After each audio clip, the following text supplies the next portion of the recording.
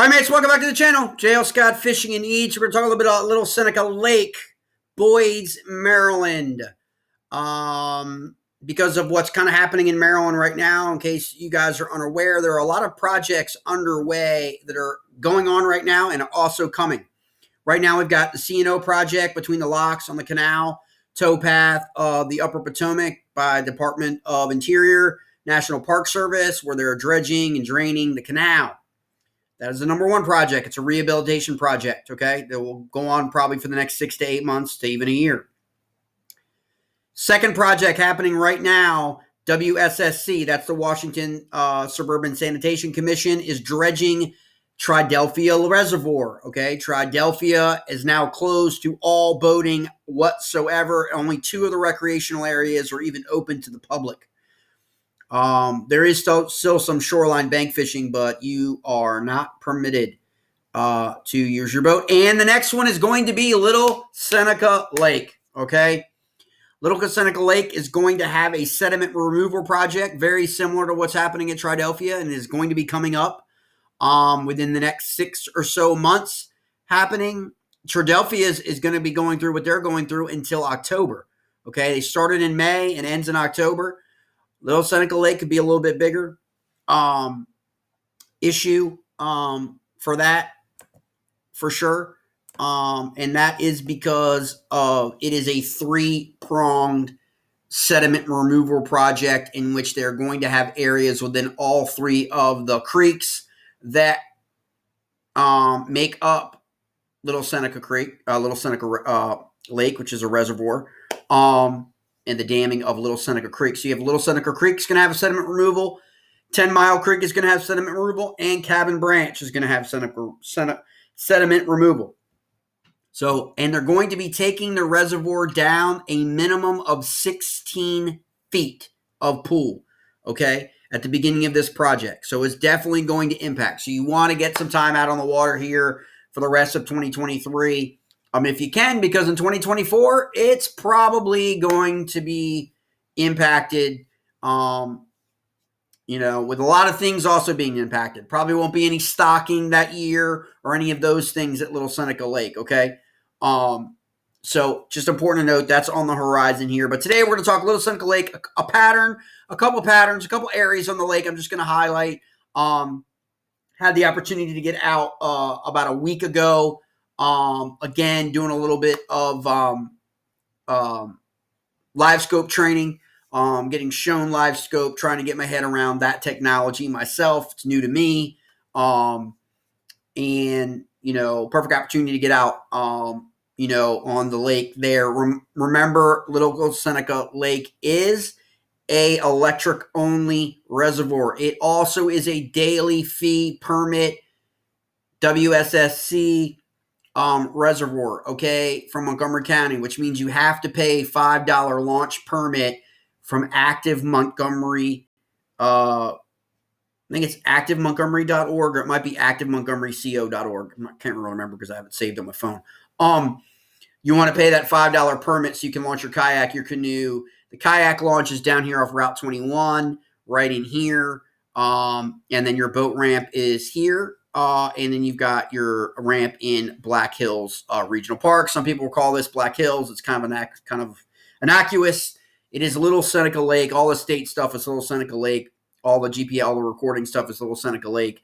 All your government stuff is recognized as Little Seneca Lake. There are people who refer to it as Black Hills, although that is just the park. That is not the actual lake itself. It always creates a little bit of confusion because everyone has more than one name for places.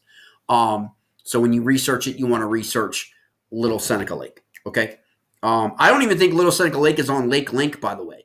I had a mate kind of tell me that the other day, kind of shocking to me, because a lot of the other Maryland lakes are, most of the Virginia lakes are. So evidently it's just not listed on Lake Link.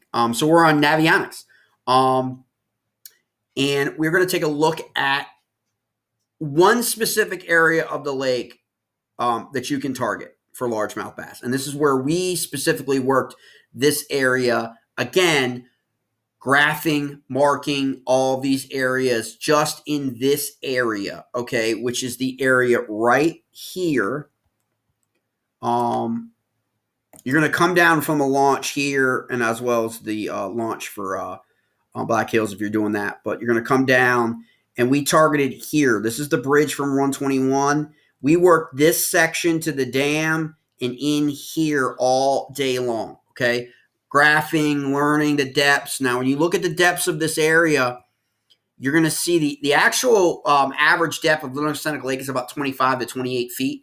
Its deepest points are about 68 feet, 65 to 68 feet, okay? Which poses a little bit of trouble. It's a 500-acre lake, right? And it will become even more pressured because of the closure of Triadelphia, okay?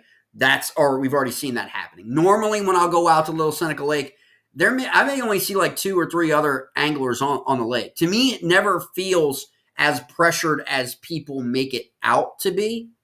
I've never seen more than 4 boats at the boat ramp. And I mind you, I go out during the week. Okay.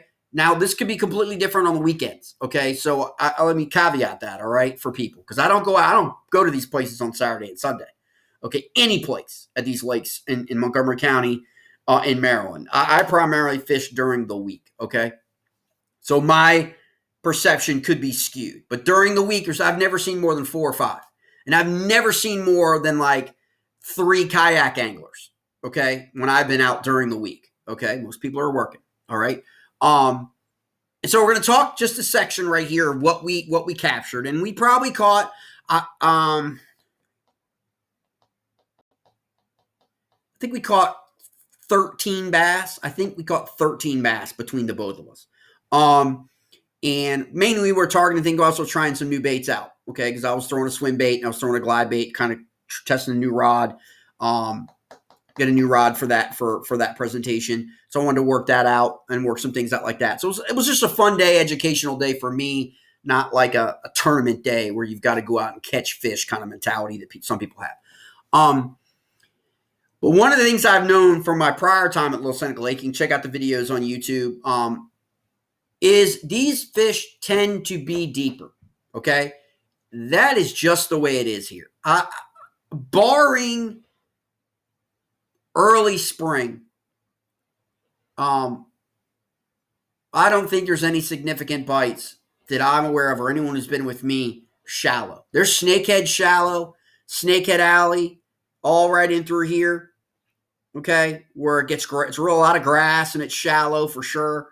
And one of the things we try to do actually, as happenstance, is made it actually caught a tiger muskie the last time he was out. And so we were also trying to like target, okay, maybe we can get into a tiger muskie. Now, the tiger muskie in Little Seneca Lake, like most tiger muskies, are sterile, okay, so they can't reproduce. So these were muskies that were stocked years ago. I think they stopped it probably 15 years ago, I think. But there are tiger muskies still there. So it's kind of like that, and the snakehead are kind of like those like kind of photo moment catches for Little Seneca Lake because they don't happen all the time. Because the populations are very small relative to the perch population, which you'll get into a lot of perch, a lot of crappie, bluegill, obviously. And those are the colorations that I like to use for Little Seneca Lake that mirror kind of that forage because there's no blueback herring, there's no shiner, there's nothing of that's been introduced to the lake yet as a forage for the bass fishing population, for example. And so we mark like the channels, the creek channels, and the points and the secondary points. This lake has a really great opportunity for guys that want to figure out some different presentations off of points, working points and secondary points and channel, creek bed, that kind of thing, to go out and try, from the area. And it's because a lot of guys can figure out some new presentations. For me, it is a significant drop shot lake because I find the bass to be a lot deeper. Now my mate likes to throw a Carolina rig, was successful in the Carolina rig. And then in this particular circumstance, and this is the second time I've been out on Little Seneca Lake that I've been very, very successful using a kind of irregular bait presentation. I did not get anything on a swim bait and anything on a glide bait. And I think that's because the fish were all deeper than 12 feet of water, okay? And so we're going to pull this up here. I'm going to show you these 3 areas, all right, that I want the next time you go out on Little Seneca Lake, I want you to hit, okay? You're coming down here. You want to hit this area right here, okay? There's significant grass lines. All of these, the similarity between all of this is a significant drop after grass, okay, in this area, all right? It's just the way it is. It's the same pattern on all of these points, all right? And you can go from point to point to point throughout here and then expand it under the bridge and up over. We did not go that far, but I know it replicates. If you see here, right up here, okay, in the points, because it's a little bit of a smaller depth drop off, and then it just plummets to like 40 feet. So you're going from 6 feet, 6 to 8 feet, and then you're dropping the 19 to 25 feet. And this is where you want to throw that drop shot. This is where you want to get down, throw that jig. This is what, and I'm going to show you 2 of the baits I caught. I think he caught 1 more. He caught 7. I caught 6. Okay, all over 2 pounds. Okay, 2 to 2.5 pounds. I think the biggest was 5.2. My biggest I think was 4.46. I think it was. On the Bubba scale. Check out those new Bubba scales. Mates, if you are running your boat, you want to make sure you have a Bubba scale. Those things are absolutely phenomenal. They're not cheap, but they're absolutely phenomenal. Buy it, keep it for life. I think they're like $125.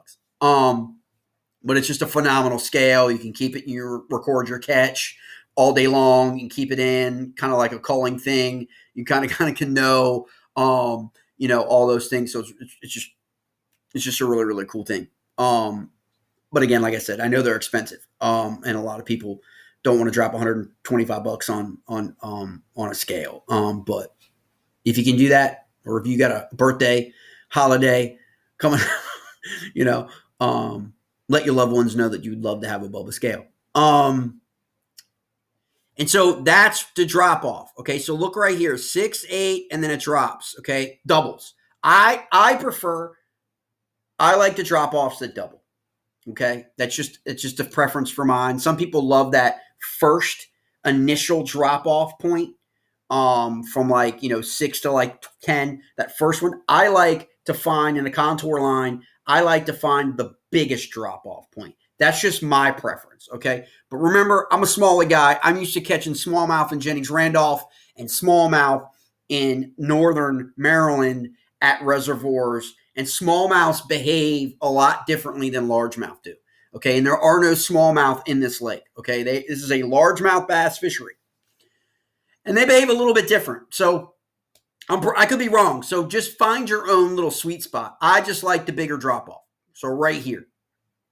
Okay, so in this section right here, on this point, which is just adjacent to the bridge, and then this section over here, okay? Now, you've got the dam, all right? You'll see it, 6, and then 16, boom, okay? Big drop-offs right in through here in this turn, okay? And then across the lake here, okay? Those are the 3 targeted areas we spent the most time on graphing and fishing because we had bass. We actually saw the bass, okay? And other things. That's just, 13 was how many bass we caught. We caught a couple perch, a couple crappie, just throwing that in there. No snakeheads, and we did not get into a tiger muskie, unfortunately, on this trip. But that's always a good extra bonus. But that's how you want to target those 3 areas, okay? That's just 3 in this lake. This lake is 500 acres, okay? But running your point pattern, secondary point or primary point pattern, get familiar with it now in the summer. I will tell you this, this lake for me is more, sets up better for me in the fall. That's the only way I could say it. I've caught more fish in the fall since I've been up here, okay? I've caught more fish in the fall than any other time of year, and that includes the spawn, okay? In the spawn, I always have difficulty because I always try to think like I need to go shallow-ish, and then I run into a lot of snakeheads, and the snakeheads are all in these, back ends of these creeks. or cuts, okay? And you deal with the snakeheads and stuff. But a lot of times, I will tell you this, a lot of times, I don't know if this is a product of the snakeheads or not, but a lot of times you'll find the bass in this reservoir will spawn on these long stretches, like here. Two of the biggest areas for were this stretch, and then opposite this one up here. Okay, so you have the boat ramp up here for some reason, and in here. Okay, you see these other points like right here? This is another really, I've caught like a couple 3-pounders off of this point too as well, though we did not hit this the last trip. I love this area in the fall. We'll always go over and hit the docks and stuff like that. But your boat ramp is obviously up here, and then you're going to come down. A lot of people also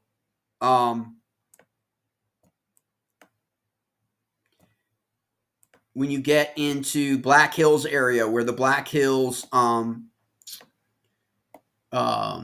ramps and boat rental and the regional park and all that is, a lot of people also have really in this 25 to like 40 feet of water, because there's a creek channel that runs through here.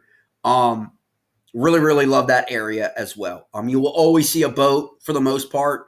I know if you're there on the weekends, you're always going to see 1 or 2 boats in those areas. You're also always going to see 1 or 2 boats in here and in here on inside the bridge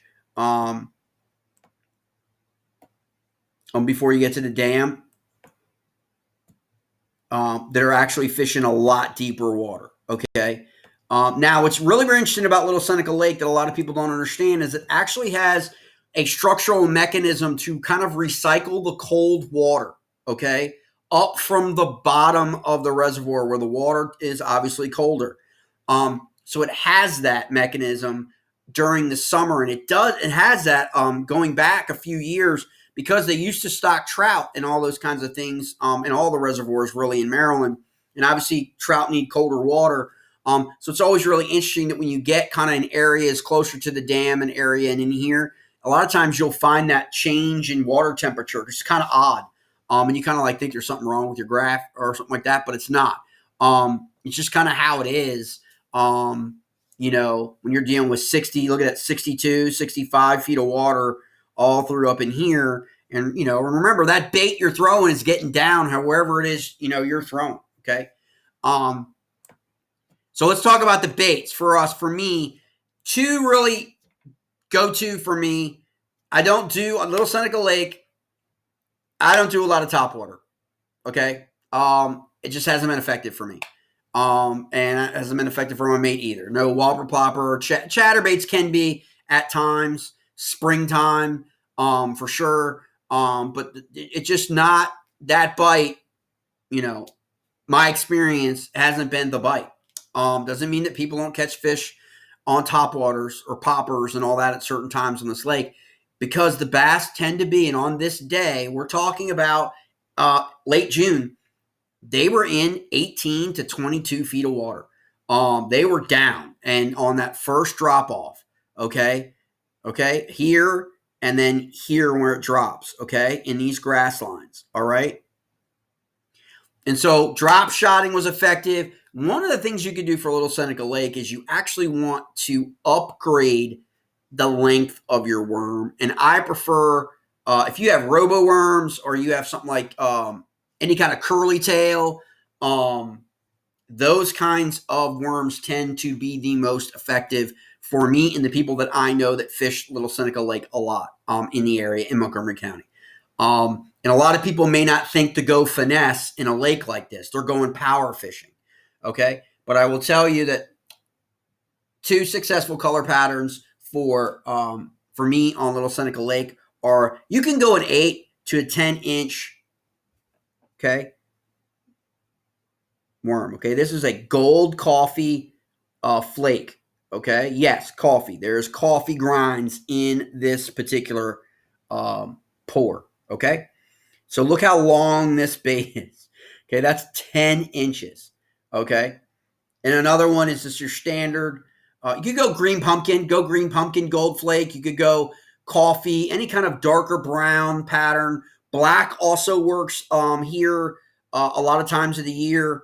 Because remember, you're getting it deeper water. So the colors aren't as big, I don't think. Just, like a lot of different flake in this particular pour, okay? Again, still the same size. This one's a 10-incher. You could do 8-incher as well.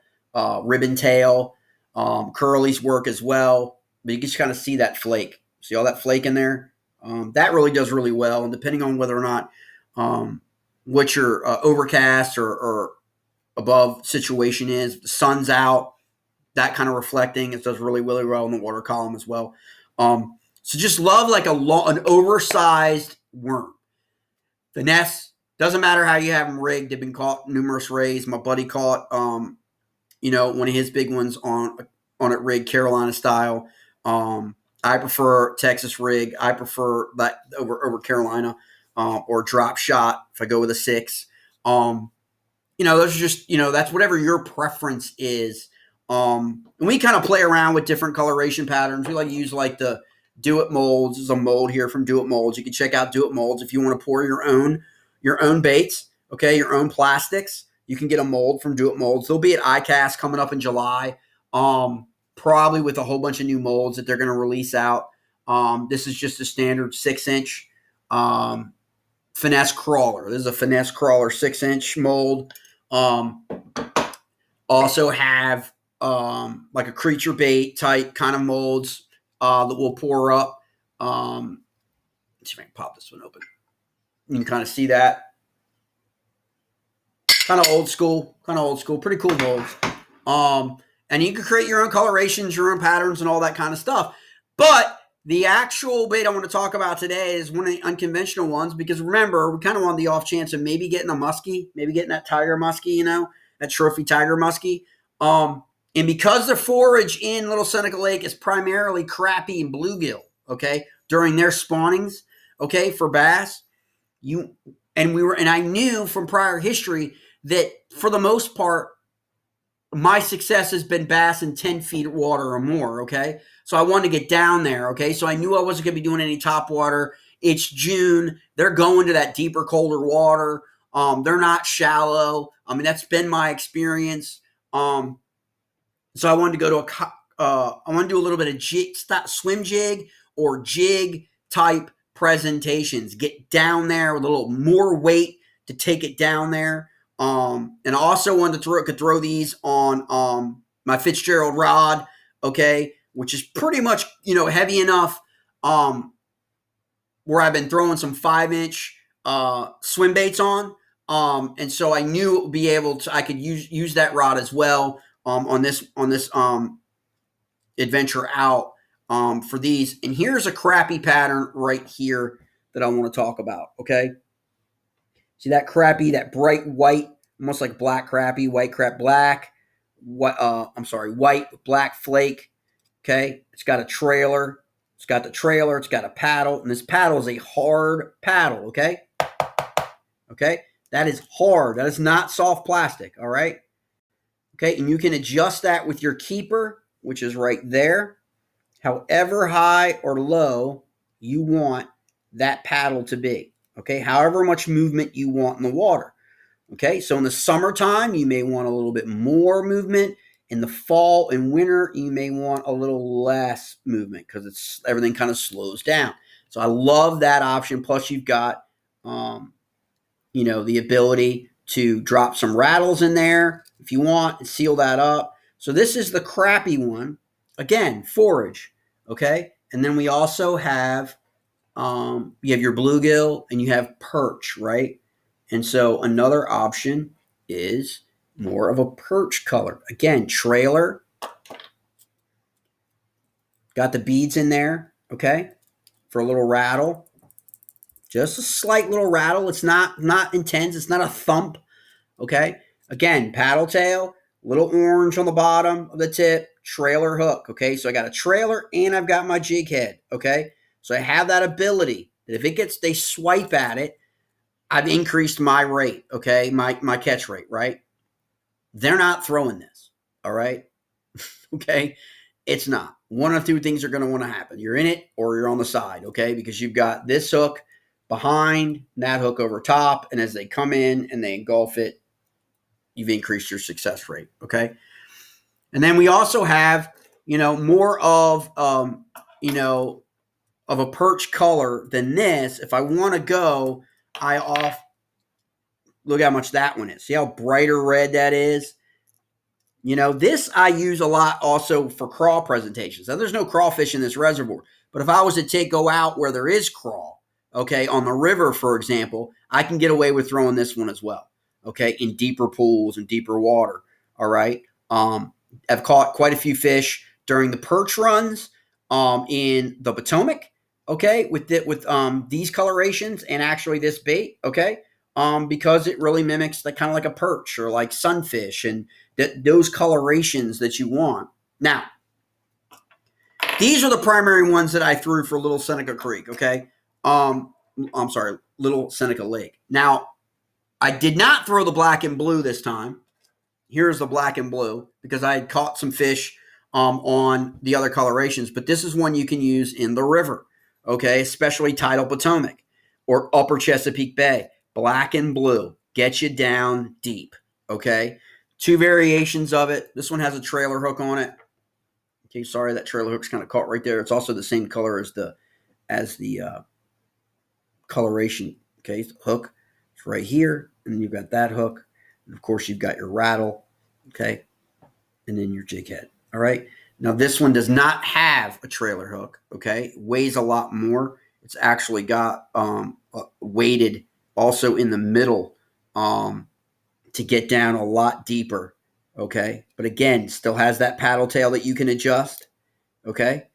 And this one definitely is a tidal James, tidal Potomac, and Upper Bay. Love to just throw this, around docks as well because it's a different. All these baits, mates, these jigs, swim jigs, and classifications are, certainly are not traditional, okay? Traditional bass, largemouth bass. They're really meant for targeting other fish, okay, species a lot of times, like muskie. But they just become effective because I don't think the bass see that kind of action as much as all these other baits. And that's where they become effective. I don't think that a lot of people going out to Little Seneca Lake may be drop shotting, or maybe throwing an 8-inch or a 10-inch, ribbon tail, right? In those areas, right? As much as other baits that people are throwing. A lot more power, like I said, a lot more chatterbaits, a lot more whopper ploppers, a lot more buzz baits, a lot of that stuff. And then a lot of people end up with, kind of a frustrating day on the lake. It's just one of those weird lakes. A lot of people attribute it to pressure. I don't. I attribute it to habitat. These bass are different. I just think that they prefer and are used to deeper because they have tons of grass. They don't have to go anywhere. They don't have to move shallow to find good, healthy grass. There's grass all in here, okay? Growing throughout late spring, summer, and in early fall, okay? In these depths, okay? And they're in there. So when you see them on the graph, it's like they're right below, right at that drop, okay? You'll see it where it's like you've got your kind of positioning and you know that the drop's in front of you and it's dropping off and they're going to be stacked in that drop. And that drop has got like grass, okay? And again, I look for the bigger depth contour deviation for me at Little Seneca. I don't always do that everywhere, but at Little Seneca Lake tends to be where I've come into the fish, especially the 2.5 pounders.